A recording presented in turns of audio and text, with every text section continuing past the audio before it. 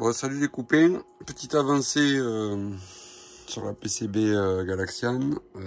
J'ai fait le hack des proms là, pour virer la PCB, celle-ci.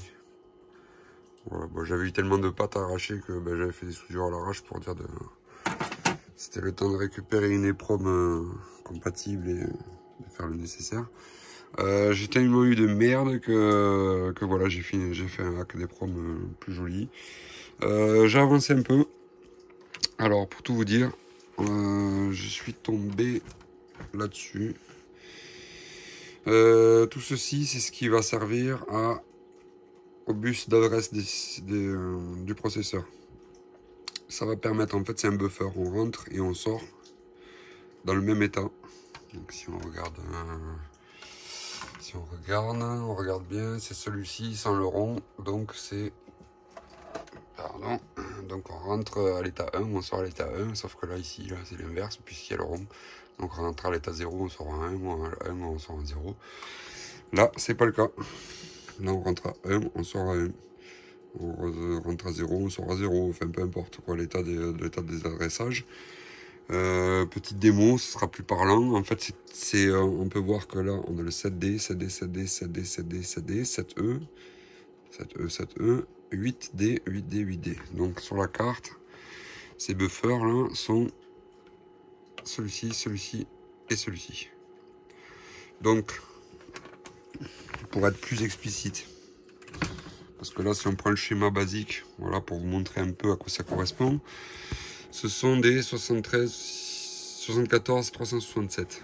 On regarde sur le schéma, sur le composant en lui-même, 367, c'est bien ça. Si je prends ma Bible, le 367, il est ici.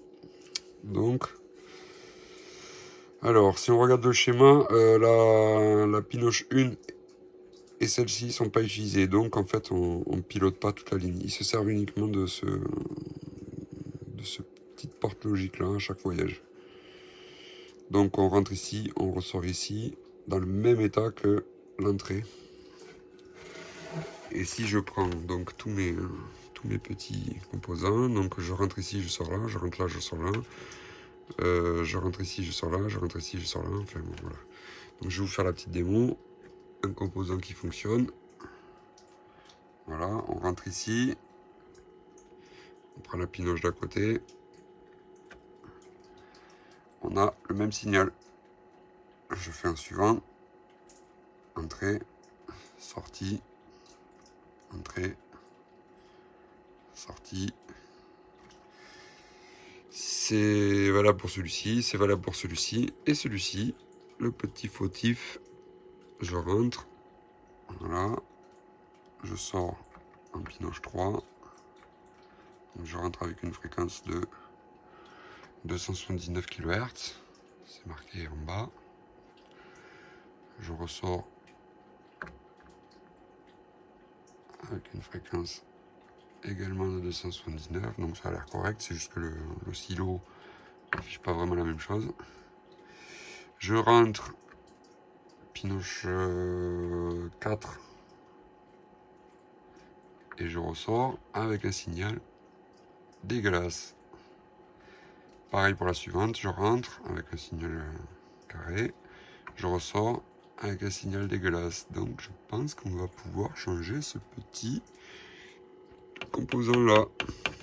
Et là du coup, l'adressage du bus du processeur devrait se faire correctement. Et les échanges et m'éviter ces écrans bizarres au démarrage. Voilà pour la petite explication. Allez, bisous!